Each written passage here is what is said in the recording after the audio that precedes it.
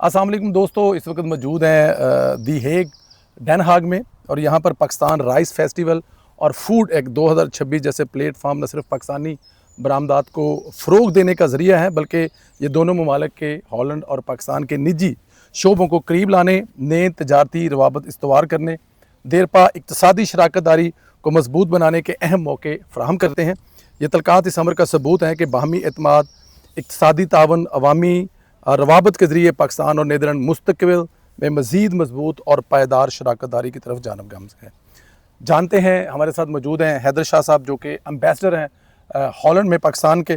और जब से ये आए हैं, इस किस्म के इवेंट हमें नज़र आते रहते हैं। तो पूछेंगे ये आज का इवेंट किस लिए है और आने वाले दिनों में कौन से इवेंट हॉलैंड में आ रहे हैं। अस्सलाम वालेकुम sir. Once again thank you sir. मुझे आपके साथ लास्ट इंटरव्यू के बाद बड़ा पॉजिटिव जो आपकी बरादरी जिसे हम कह सकते हैं दुनिया के मुख्तलिफ ममालिक से जो हमारे दोस्त ने कॉल किया कि आपने बड़ा अच्छा इंटरव्यू किया। मैंने कहा ये मेरी खुशनसीबी है कि हैदर भाई ने हमें टाइम दिया। So thank you very much sir. बहुत बहुत शुक्रिया आपकी मेहरबानी sir. Thank you sir. Pakistan rice festival, इसके नीचे लिखा हुआ from the field of Pakistan to the table of Europe, क्या है सर ये? बासमती राइस पाकिस्तान की एक मेजर आप समझ लें कि हमारी बरामदात में से एक है, जो कि और यहाँ पे उसकी बड़ी रिकग्निशन है। ये फ़र्स्ट टाइम हमने यहाँ पे राइस फेस्टिवल किया और उसके पीछे जो आइडिया है वो ये है कि ये प्रोडक्ट वैसे तो यहाँ पे काफ़ी चलता है, लेकिन यहाँ एक पब्लिक डिप्लोमेसी के ज़रिए से और एक इकनॉमिक डिप्लोमेसी के हवाले से हम लोगों को ये बताएं कि जी how it is connecting Pakistan with Europe and the world. तो वो उसको दिखाने के लिए और फिर यहाँ पे हमने उनको ना सिर्फ उनको दिखाया, फ़िज़िकली दिखा रहे हैं उनको, बल्कि हमने वो राइस उसके मुख्तलिफ़ फॉर्म्स में जिस तरह से हम अपने कल्चर में करते हैं, तो वो अपने कल्चरल उसको ब्लेंड देख के उनको दिखाया कि ये है राइस। तो so that they appreciate and they know first hand कि जी ये इससे मतलब क्या है, बासमती का नाम सुना है तो ये क्या चीज़ है। तो वो मेरे ख़्याल में this was the first time ये जहाँ पे हमने इस तरीके से इसको ब्लेंड किया कि जो चीज़ एक प्रोडक्ट आती है मार्केट में आती है उसको हम अपने कल्चरल इन्फ्यूजन के साथ उनके सामने पेश करें।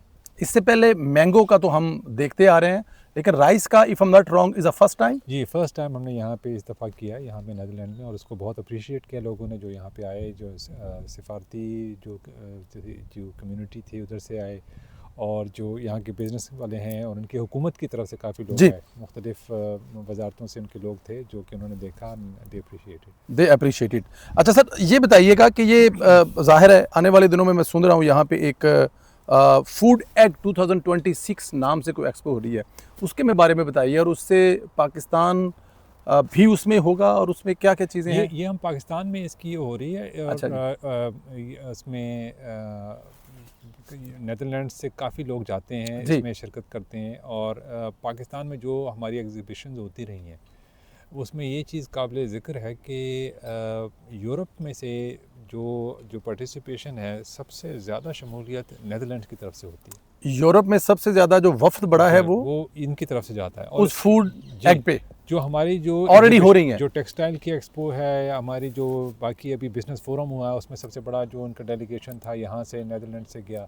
सो दे आर मतलब वो बड़े जोश व खरोश से जाते हैं वहाँ पे पाकिस्तान में इन एग्जीबिशंस में, इसमें हिस्सा लेते हैं।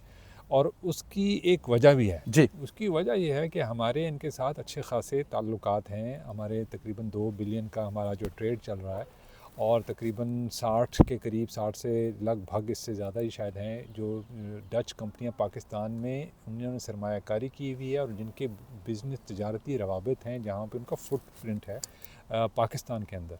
तो वो और एक काफ़ी अरसे से, अभी से नहीं, काफ़ी अरसे से इनका ये चलता रहा। तो ये उसी चीज़ की गमाजी करता है जब ये आप देखते हैं कि इनकी पार्टिसिपेशन बहुत ज़्यादा होती है पाकिस्तानी एग्रीकल्चर उसमें।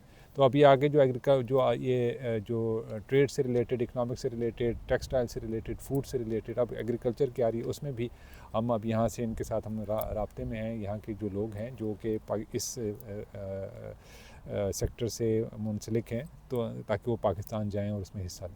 ठीक है, आपने मुझे भी बताया कि 60 से ज़ायद कंपनियां हैं जो पाकिस्तान के साथ ट्रेड कर रही हैं। डच ज़्यादा जो डच कंपनियों का फोकस है वो किस पर है, एग्रीकल्चर पर है या? मतलब आप ये समझ लें एग्रीकल्चर में, टेक्सटाइल में है, आपकी जो डेयरी की जो प्रोडक्ट जी। है बहुत बड़ा इनका उनका डेयरी में बहुत बड़ा इनका हाथ है। इसके अलावा भी बहुत सारी चीज़ में है, वेस्ट मैनेजमेंट में है, ये एनर्जी से रिलेटेड उसमें है, बहुत बहुत फील्ड्स में काम करते रहे।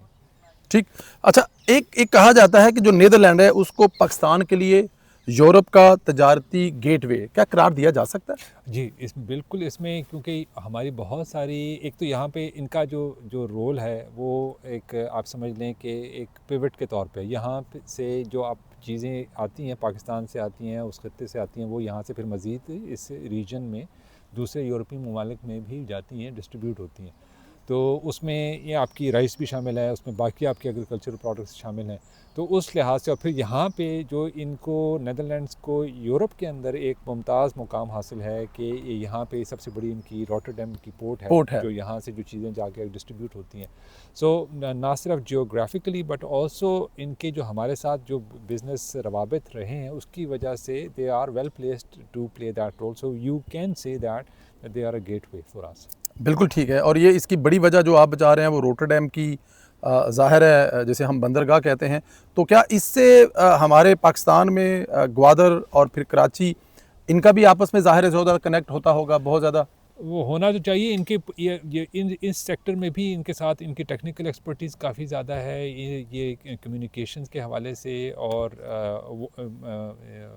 क्या कहते हैं इसकी जो पोर्ट्स की डेवलपमेंट के हवाले से भी इनका रोल रहा है। एंड माजी में उससे वाबस्ता भी रहे हैं। इस वक्त मुझे इसका एग्जैक्टली नहीं पता कि इस वक्त ये यहाँ से उस पर क्या स्टेटस, लेकिन ये हमारे इसमें इस सेक्टर में इनका डेवलपमेंट के हवाले हाँ। से, इन फैसिलिटीज़ और इन इंफ्रास्ट्रक्चर को डेवलप करने के हवाले से इनका रोल रहा है, और अभी भी इनके पास वो एक्सपर्टीज़ मौजूद है, और इनके एक्सपर्ट जाके इस एरिया में वो काम करते हैं। तो जहाँ हमारा आपकी जो पोर्ट्स के एरिया आते हैं वो उसमें भी इनका एक पोटेंशियल रोल भी रहा है, और बाज़ माजी में भी इनका एक्चुअली रोल भी रहा है इसके। वैसे जहाँ पानी होगा वहाँ डच होंगे, ये तो बड़ी नॉर्मल बात है कि जहाँ पानी होगा वहाँ पे डच ज़रूर होंगे। अच्छा सर, ये बताइएगा कि 60 कंपनियाँ जो हैं यहाँ से पाकिस्तान जाके तो ट्रेड कर रही हैं, जो पाकिस्तानी यहाँ पर हैं और जिनकी ट्रेड पाकिस्तान के साथ ज़्यादा है, उनकी क्या मतलब सिचुएशन है? क्या लोग बढ़ रहे हैं पाकिस्तान के साथ सामान? क्योंकि बहुत ज़्यादा चैलेंजेस है यहाँ पर ये भी ना, को पाकिस्तान की मार्केट के लिहाज से, बैंकिंग चैनल के लिहाज से। एक चीज़ मैं आपको बताऊंगा, ये जो डच का हमारे साथ जो ताल्लुकात रहे हैं, ये काफ़ी मैं कहूँगा कि उस्तवार रहे हैं ताल्लुकात। इनके जो तजारती जो है ना, ये बड़े समझदार लोग हैं। ये मतलब बिज़नेस सेंस की वजह से आप समझ लें कि उन्होंने जो ताल्लुकात हमारे साथ हमारे रखे हैं तजारती इन्वेस्टमेंट के हवाले से, वो मतलब इस तमाम नशेब फराज से मैं बड़ी हद तक मुबर्रा हैं। ठीक है, तो वो उनको चीज़ की जो आप कहेंगे ना कि आप लोगों को, जो हम कहते हैं कि जी ये पोटेंशियल है पाकिस्तान में, वो इन लोगों को नज़र आ रहा होता है। ये समझदार लोग हैं, तो आपका काम आसान हो जाता है कि वो खुद समझ लेते हैं, समझदार। तो वो उन्होंने मेरे ख्याल में उन्होंने काफ़ी इसकी जिस तरीके से उन्होंने, मैं आपको मिसाल देता हूँ, जिस तरीके से ये डेयरी के सेक्टर में उन्होंने काम किया, जिस तरह से उन्होंने इन्वेस्टमेंट की है, वो अपनी टेक्नोलॉजी लेके गए हैं वहाँ, और इतना वो कामयाब रहा है कि वो उन्होंने पाकिस्तान को वहाँ से जो उनका जो लोग वहाँ पे हैं, उस सेटअप को उन्होंने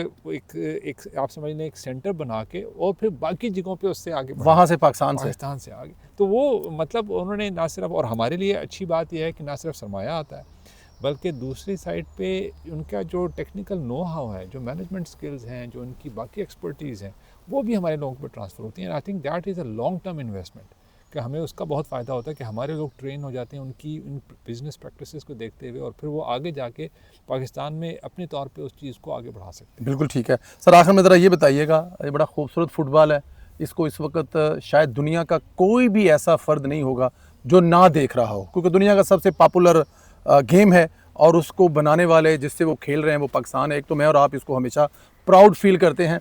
आज आपने ये भी बताया लोगों को, तो बहुत सारे लोगों को नहीं पता था। मुझे ज़रा ये बताएं कि ये इसको दिखाने का, इंट्रोड्यूस करवाने का एक्सपीरियंस कैसा रहा सर? बहुत अच्छा रहा, और बहुत सारे लोगों ने इसको अप्रिशिएट किया। उनको नहीं था मालूम कि ये पाकिस्तान से बनता है, बल्कि उनको बताया गया कि जी ना सिर्फ अभी बल्कि बहुत पिछले कई वर्ल्ड कप्स में फीफा के ये और बहुत सारे बाकी टूर्नामेंट्स में ये फ़ुटबॉल पाकिस्तान का जो बना हुआ है ये इस्तेमाल होता है। सो दे वर प्लेजेंटली सरप्राइज और बड़ी अच्छी उनको लगी और हमने थोड़ा सा उसको रखा उसमें थोड़ा सा फ़न के तौर पे ताकि वो उसको देख भी सकें। सो आई थिंक ये इससे एक और चीज़ भी सामने आती है कि पाकिस्तान की जो प्रोडक्ट्स हैं उसको मुतारफ़ कराने के लिए हमें काफ़ी पोटेंशियल है कि हम इसको मज़ीद अपने पैगाम को आगे बढ़ाएं कि जी पाकिस्तान किस तरीके से अपनी मसनूआत को जो है दुनिया भर में उसकी रिकग्निशन है, लेकिन वो हमारा नाम जो है उसको उस तरह से प्रोजेक्ट होना चाहिए उसके साथ साथ। बिल्कुल ठीक है। मुझे ज़रा ये बताइएगा कि सर अभी राइस का फर्स्ट टाइम हुआ है, मैंगो का तो हमेशा हो सकता है, क्या आपके टेन्योर में हम कोई ऐसा ख्वाब देख सकते हैं? आपने फुटबॉल का करवाया है, आने वाले वक्त में बाकी जो स्पोर्ट्स हैं जो पाकिस्तान की, ज़ाहिर है हॉकी से लेकर बहुत सारी चीज़ें हैं, कुछ स्पेशली स्पोर्ट्स के लिए भी ऐसा करवाया जा सकता है जो डच बिजनेसमैन दूसरे मुल्कों को सफारतकार इसी तरह आकर देखें सर? जी ज़रूर, मेरा ख़्याल है हमारा जो स्पोर्ट्स की जो प्रोडक्ट्स हैं और जो हम चीज़ें बनाते हैं, इक्विपमेंट बनाते हैं, स्पोर्ट्स गियर बनाते हैं, उसमें मेरा ख़्याल है एक सिस्टमिक एक एफ़र्ट हो सकती है जिसको मज़ीद बढ़ाया जाए। हमारे एग्रीकल्चर प्रोडक्ट जो आम है पूरी दुनिया में मशहूर हैं, राइस है वो भी मशहूर है, तो ये भी इसमें बहुत पोटेंशियल है। जी। ये इसकी जो मैन्युफैक्चरिंग साइड से जब आप उसको लेके आते हैं तो इसमें वैल्यू एडिशन भी हो जाती है, तो वो और हाई एंड जो आपका प्रोडक्ट है उसकी वैल्यू भी बढ़ती है। उससे आपको पाकिस्तान में उसको ज़र मुबादला के मद में भी ज़्यादा आपको उसमें फ़ायदा होगा।